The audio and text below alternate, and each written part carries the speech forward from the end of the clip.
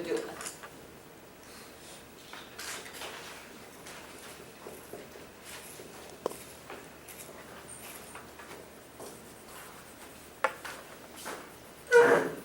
So as we go through the anatomy, there are structures that we find only in the cortex, structures that we find only in the medulla, and structures that are found in both. So out here would be the cortex region if this was our capsule.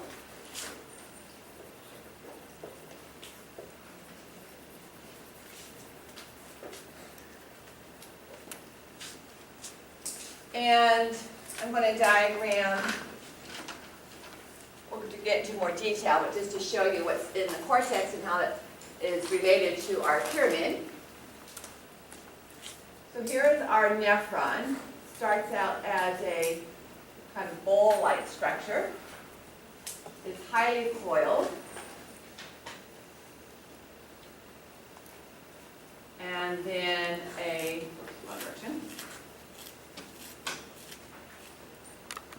forms a loop, and that loop comes up back up here again. And then it's attached to a duct.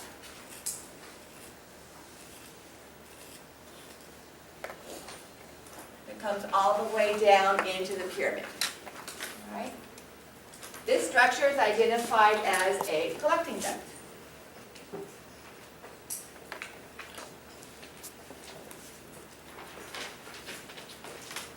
So that's one of the reasons why our pyramid looks striated, because the collecting duct is straight. Now we have, and this would be a nephron.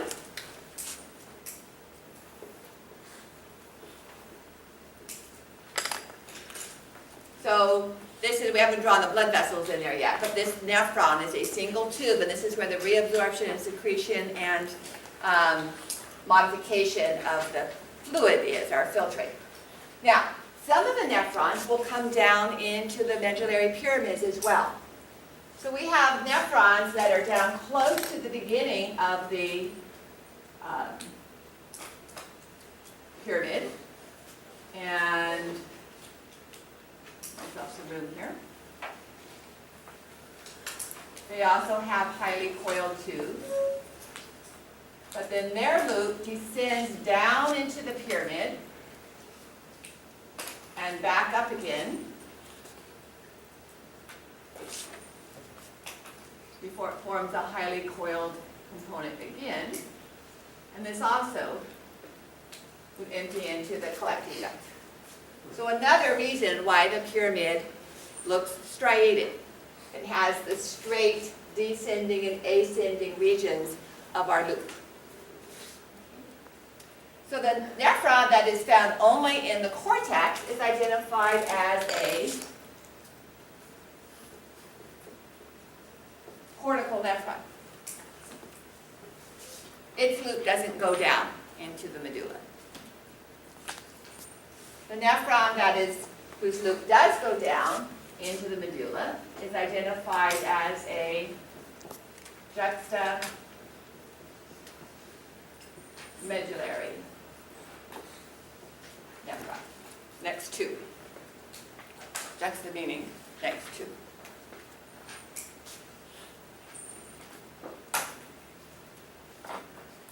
So that is how we transfer that component to this component. There'll be multiple collecting ducts. Yes, there'll be multiple collecting ducts and multiple loops in the medulla. Now you'll notice that the collecting duct, if I bring it down further, actually has an opening in the medullary pyramid where these collecting ducts empty into. And now what drips out is going to be called urine. Before it drips out, it's called filtrate. And so this pointed region of the pyramid is the papilla.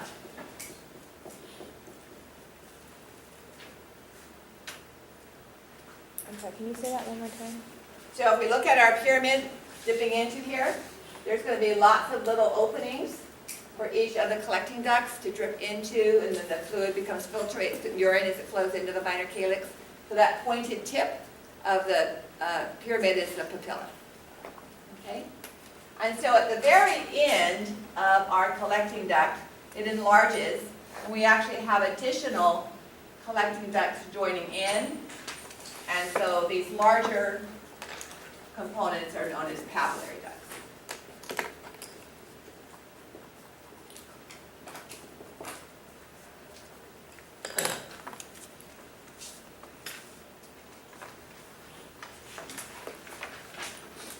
So what I diagrammed is also shown on the top of page 6 in a small segment of a pyramid.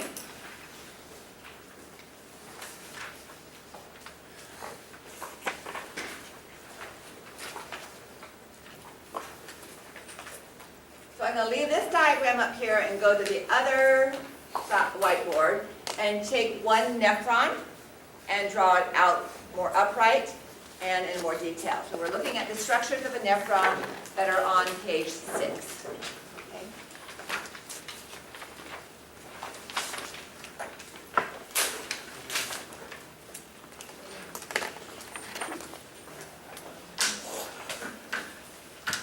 Now I haven't drawn up the blood supply yet. I'll be adding that in a moment. But remember how we had a respiratory membrane in the respiratory system at the alveoli? And that was formed of a sandwich where the bread was the simple squamous epithelium of the alveolus. The filling was loose connective tissue.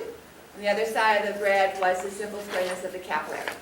All right, we're going to have a similar sandwich that we'll look at when we get back from spring break that is formed of the simple squamous epithelium of a blood vessel. And so this blood vessel is a ball of capillaries, a network of capillaries. I'm going to come back and look at the blood vessel supply in just a moment. But our ball structure of the nephron is enveloping this ball of capillaries. Remember how we described the heart growing into its pericardial sac like a fist being pushed into a balloon? Remember that image? So we had this, and then we had our visceral pericardium and our parietal pericardium. All right, so instead of having a solid structure, semi-solid structure like the heart, imagine a tuft of capillaries. So as that grows into the, I should have my colors reversed. As that grows into the simple squamous epithelium of our capsule, it becomes completely enveloped by epithelium. So here's our capillary bed, less complicated. And it grows into the ball of our nephron, which is simple squamous epithelium. And each capillary becomes completely surrounded by epithelium. So when we look at this in the microscope, it's very difficult to pick out which simple squamous epithelial cell belongs to the capsule and which belongs to the blood vessel. To simplify that at first, we're just going to diagram it like this. Okay? And I'll put a few hints of green in here to show that all of them are associated with that. But it's a very intimate association. So this first structure has a visceral layer and a parietal layer. When we come back after spring break, this is where we're going to start because we're going to look at the process of filtration. And that's what takes place here. So this whole thing in green that I'm drawing is identified as the nephron.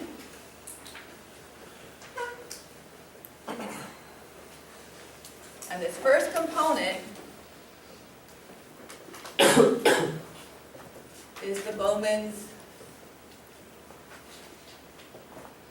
capsule. This is where filtration first takes place. And it is a simple squamous epithelium. Because as you learned in 430, for filtration we need a very thin membrane. It's like for diffusion. Right? Now, carrying the filtrate away from the capsule is a tubule that is made up of simple cuboidal cells.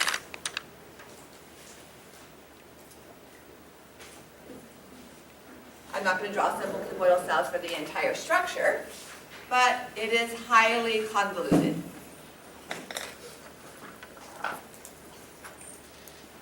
It is closest to its origin, so do we use the term proximal or distal? Proximal. So this is identified as the proximal, closest to the origin, which is our capsule, convoluted. And this allows us to pack a lot of volume and surface area. Tubule. It is simple cuboidal epithelium. And these cells have very long microvilli. So they have a lot of mitochondria in their base, increasing surface area with folding, but then very long, lower that just a bit so I have room to draw these.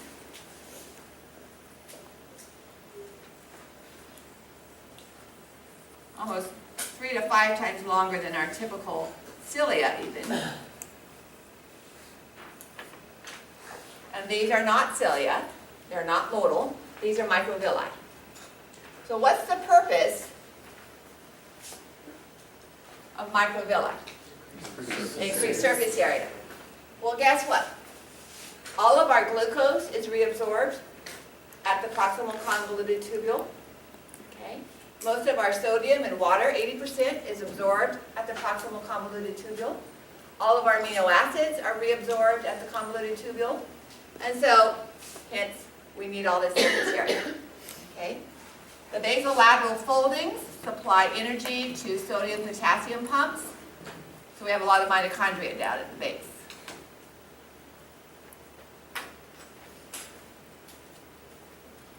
So most of the workload, as far as determining what the content of our filtrate is going to be, takes place in the proximal convoluted tubule. Then it narrows and forms a loop.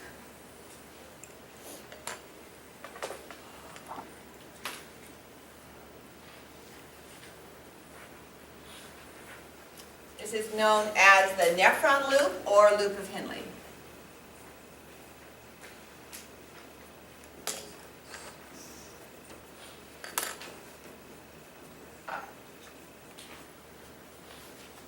And this is simple squamous epithelium.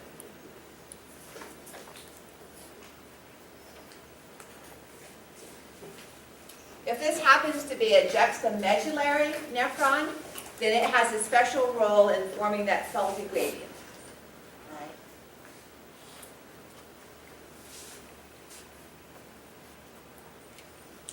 It has two components, divided into two parts. We don't really do much if you're in a histology class or an upper division physiology class. You'll talk about the thin segment and the thick segment. We're just going to focus on the descending and the ascending. So there's a descending nephron loop and an ascending nephron loop. And we're not going to worry, in lecture anyway, you need to have some components on the take home, but about the thick segments.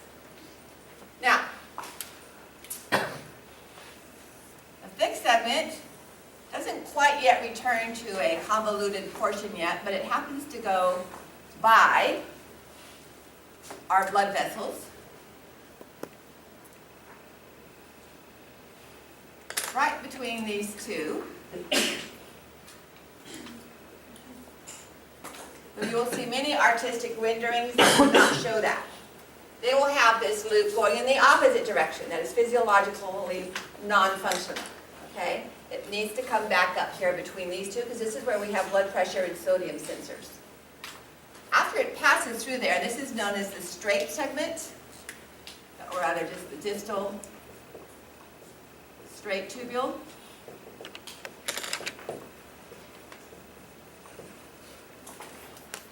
After it passes through by these two components, it then becomes convoluted.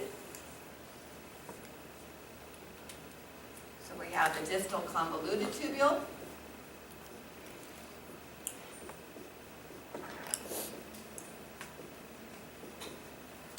As soon as we get to any of the thick segments, we're back to a simple cuboidal epithelium. These cells have very few, and they are short microvilli.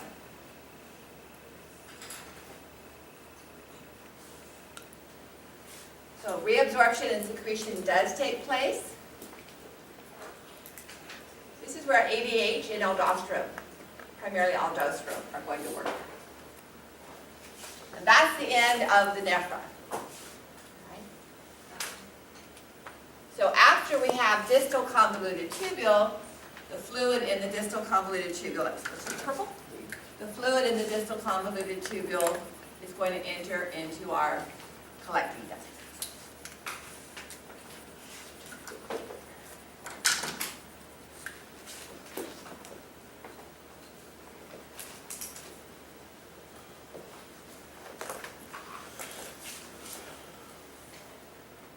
So it's the activity of these cells that we're going to talk about when we talk about how urine is formed. So the one with less microvilli, what area is that in again? The distal, The distal. straight, and distal convoluted Okay. tubules.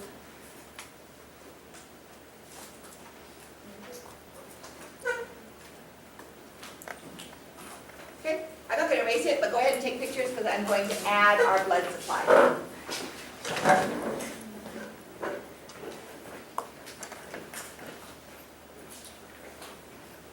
I make myself proud.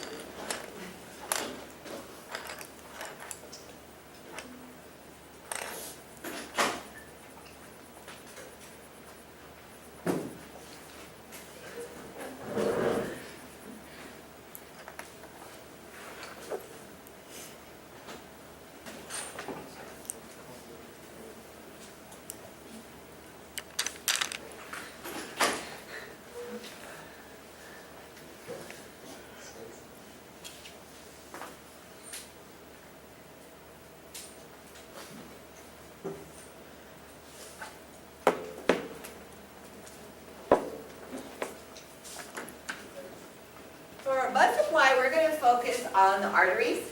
The veins have the same names, and we're most interested in what the pattern is for the arterial supply.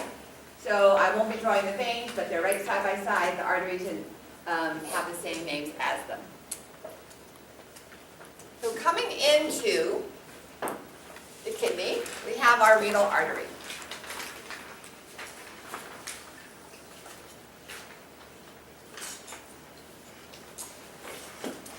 It's going to carry blood to the kidneys multiple times because in one day you make about 180 liters of filtrate. It's way more blood than you even have. So if we didn't reabsorb it, we'd be sitting on a potty with hooked up to an IV pole all day. Because we actually excrete about 1.8 liters. So the rest of that is constantly being reabsorbed and filtered again. So the renal artery is quite large, about the size of my thumb. Once it gets into the kidney, it's going to form several branches. These branches are identified as segmental arteries. We're not going to worry about the segmental arteries, so I'm not going to even write that on the board. But then they form smaller branches that pass up in between each pyramid.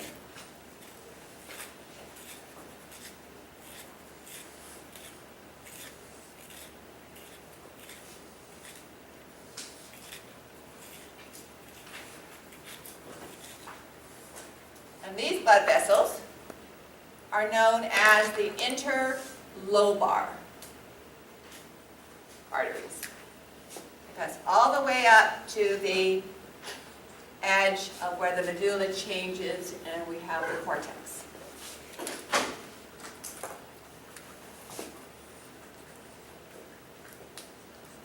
So interlobar artery. They are connected along that edge of apposition between cortex and medulla by arching blood vessels, named for the arc they form, not named for ARC. they are called arcuate arteries. And they run right along this dotted line that doesn't actually exist.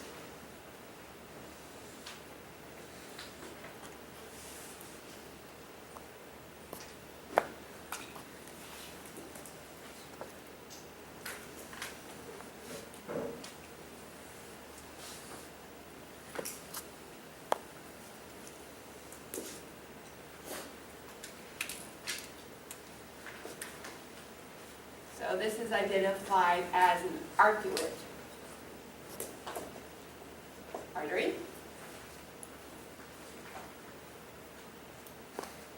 So in our diagram over here,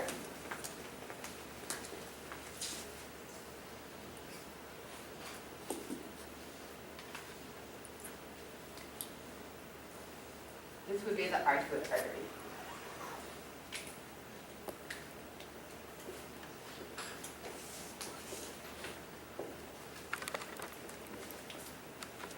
At right angles to that, radiating out into the cortex, we have interlobular, or if you prefer, cortical radiate, since that's what they're doing. So these are interlobular, not lobar, or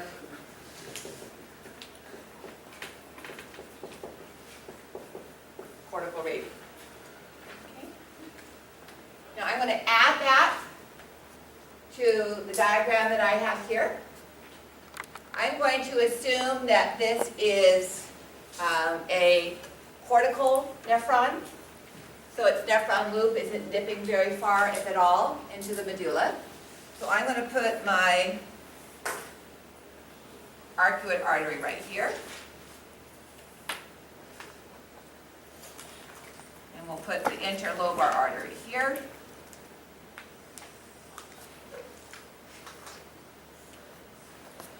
So let me label this one.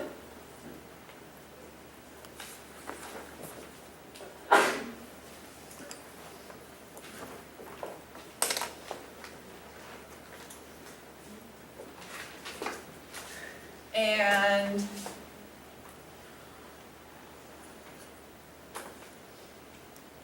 so what would this one be that I'm drawing? The interlobular or cortical radiate. Okay?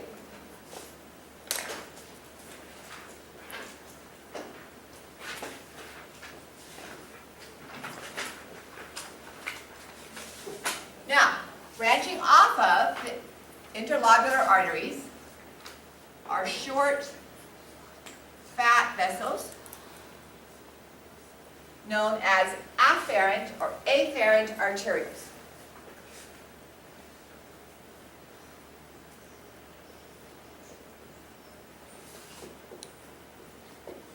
Afferent, we learned with the neural system, meaning what? Going towards. So the blood is going towards our capillary bed. So that's the afferent arteriole. Within the capsule, it breaks down and loses its smooth muscle covering and becomes capillaries. And so this capillary bed then is identified as, in fact, I'm going to just draw one over here so that you have a little bit more. So that's our afferent arteriole. And then we have our capillary bed. And this is known as the glomerulus, if that is our noun, or glomerular capillaries. Okay. So glomerulus or glomerular capillaries. Notice we have another blood vessel that's carrying blood away from that bed of capillaries. So this is our efferent vessel.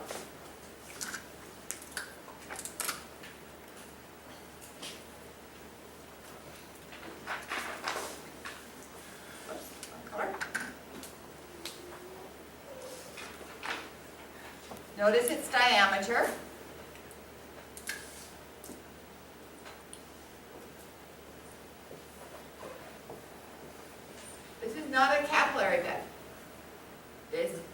arteriole.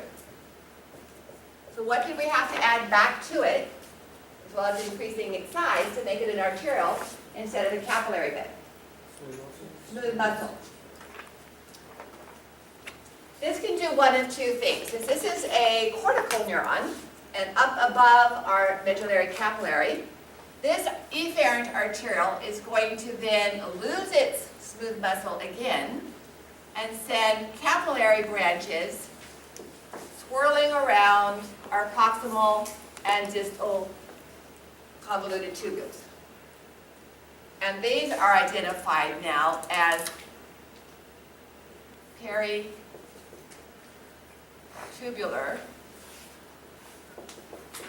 capillaries. So what have we just created?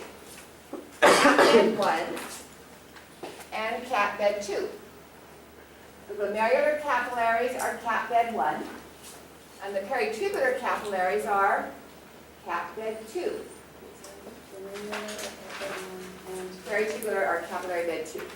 When was the last time we talked about a cap bed 1 and a cap bed 2 in detail? The pituitary hypothalamic system, a portal system. Our other portal system I mentioned when we had our portal vein, and the hepatic vein, and the capillaries in the liver were cap bed 2, and the capillaries in the intestines were cap bed 1. That was another venous system. This is an arterial system, because we have arterioles on both sides of our capillary instead of veins. So we have arterioles bringing blood to our glomerular capillaries, arteriole carrying blood away to our peritubular capillaries. What advantage does that provide us? First of all, why would we need 2 capillaries? We'll talk about that rather before we get to the arterioles. Transport. So our first capillary bed is doing what? Filtration. Our second capillary bed is around the proximal convoluted tubule, where most of our filtered material gets reabsorbed. And even more gets, a little bit more gets secreted. All right, so the first capillary bed is for the filtration by pressure and size. We lose small particles and form the filtrate. In the second capillary bed, we reabsorb it. Okay? Now, that's why we have 2 capillary beds. Why do we have an arterial system instead of a venous system? Pardon? Increased flow? Regulate flow. Remember what arterioles can do because they have smooth muscle? Dilate? They are the most effective at constricting and dilating. So we typically have a smaller diameter efferent arteriole, which is going to back up blood into our capillary bed and raise capillary pressure over our typical systemic pressure. So we increase our filtration pressure. So the capillary pressures are higher? Yes. Than, Capillary pressures in here are higher than in normal systemic capillaries. Now, however, we can regulate that flow by, if pressure is too high, we can constrict afferent and dilate efferent. Or if we need to raise pressure even more, we can dilate afferent and constrict efferent even more. We couldn't do that if these were veins as effectively. Okay? So that, having a two arterial system provides that level of control at the local level without having to completely change the entire blood pressure in the whole body. That can happen, but this provides some local control. Now, remember, we do have some nephrons that are close to the medulla. So there, we were to draw in their glomerulus. In here. Their efferent arteriole, this is a little complicated here, so we'll look at it again next week. Instead of forming the peritubular capillaries, their efferent arteriole will form a loop of blood vessels dipping down into the medulla. Another set of straight structures. And that's where they get their name. These vessels are identified as the vasa recta, or straight vessels. Their purpose is to help